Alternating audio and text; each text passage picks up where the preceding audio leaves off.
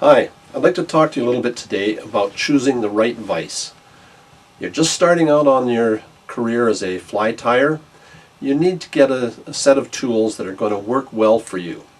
You can go to a fly shop and buy a kit for $50, $75. In general, those kits are full of crappy offshore tools that aren't going to do you what you want. The kit will also contain a bunch of feathers and fur, usually poorer quality. I found that they're generally a waste of time. So what I'm going to do over the next few videos is show you how to put together your own set of tools and how to use them, hopefully. So consider this your first lesson, the fly tying vise. Now you can go into a fly shop and you can buy a number of relatively cheap, and I'm talking $25, $30 vices. A lot of them are like this. They're just a simple cam lock vise. There's a set of jaws here. You loosen the jaws off by lifting this little lever. When you have your hook in place, close the lever. It tightens the jaws on the hook and you tie. One of the problems with a cheap vise like this, the jaws are often not parallel, so they don't grip the fly terribly well. Secondly, they're often made out of very, very cheap, very poor quality iron and steel. So they will groove up. The pressure put on them by squeezing a fly tight enough to hold it will often dent them. So you end up with these grooves and dents that you can never really get away from. And after a very short period of time, a couple months, you're having a difficult time tying anything consistently because your fly is always snapping out of the jaws, etc. So you can buy something like this. By the way, this is what's going to come in one of your kits if you decide to go that route. You can shop around a bit and you can find the same kind of vise but in a slightly better configuration. Again, this is one that has the cam lever on the back, and you tighten it down and it will bite into your hook, or grasp your hook. It has better steel, not perfect. Jaws are lined up better, not perfect. And it's going to cost you a bit more, maybe another $5 or so. But look around. It also has an articulated head here. I don't have an Allen key in it, but if you loosen this off with an Allen key, you can change the angle on the head so it's more comfortable for you. Comes with the base, or with the clamp as well, as they all do. Usually a table clamp. This is a better choice than the first one. Again, the cam lock is nice and fast, easy to use. For about the same price, there's a company in the States, Regent Engineering, who make Regal vices. And the Regal vise is an extremely good vise, quite expensive, operates with a single hand squeezing a lever, opens the jaws, and you have a good solid grip on the fly. Comes with a number of interchangeable jaws. For anywhere from $30, I've seen them, up to $60, you can buy a Regal knockoff. This one happens to be made in India, where I think a lot of them are. It's a heavy vise. It has a good feel to it.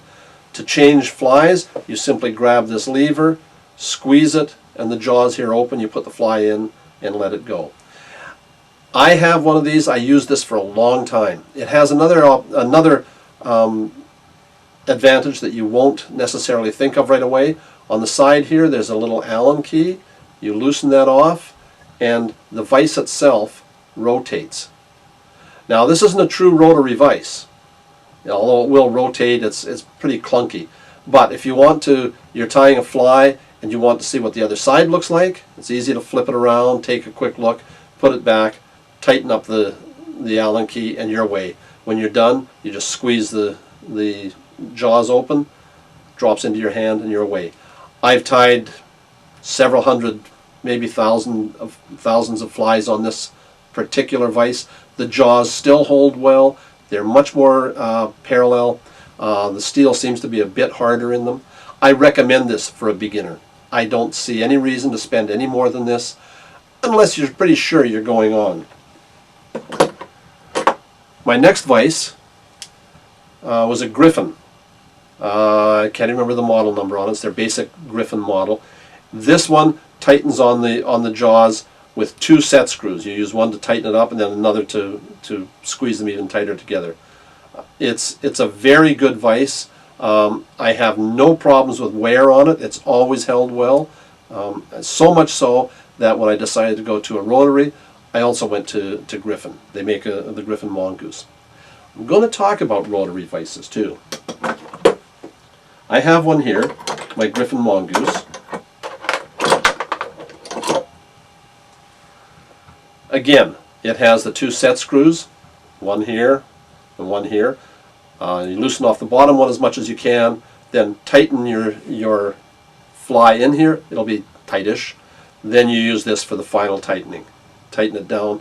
I haven't had anything pop out. I've tied everything down to a size 18 on this and up to a 2/0 hook. No problems. I can work with anything. It has a full rotary function, so I want to spin on dubbing, I use it. If I want to put on ribbing, nice even ribbing with it if you're using it in the rotary function. I do caution though, this is about a $160 vise. I don't have a problem spending that kind of money. I don't think you should either if you've decided that fly tying is what you want to do. However, if you're not going to use a rotary vise to its full extent, fully rotary, I recommend you take that $120, $130 and go buy yourself a really good Regal vise, a Nor vise, a non-rotating Nor vise, something that has all of the features you want without rotation. Rotary device, the rotary action on a fly tying vise is wonderful if you're going to use it as a rotary vise. Otherwise, I think you're wasting your time. I know too many people who have a rotary vise and the only thing they use it for is to look at the other side of the fly and go back to tying. To me, that's a waste. If you're going to buy the rotary vise, use it as a rotary vise. Learn to put your dubbing on with the rotary vise. Learn to put on your ribbing with the rotary action of the vise. It will actually make you a better tyer. I'm not guaranteeing that it will make you a faster tyer, but your flies will look a bit better. For the next, so that's your introduction to vices.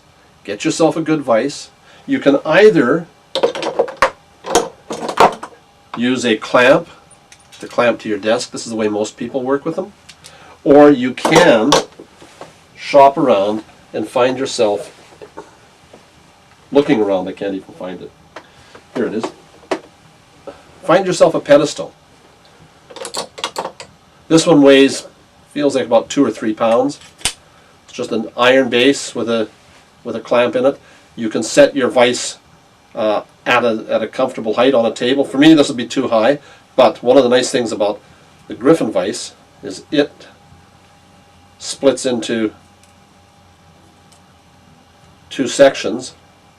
So when I want to use the base, bear with me. I don't want to have this fall. There. When I want to use the base, I can put it on the base, tighten it up, and it's a shorter shaft here. That way when I set it on the table, it's actually at a workable height for me as opposed to being up here somewhere. That's pretty much all I have to say about vices. In my next tutorial for you, we'll start talking about some of the other tools you have. Hackle pliers, bobbins, scissors, things that you should have, things that are possible to get. Bodkins, I've never used one, but I have one. Dubbing pickers, good idea. We'll talk about some of the more basic tools. And then, following that, I'll show you how to tie some very basic flies, but ones that actually catch fish for you.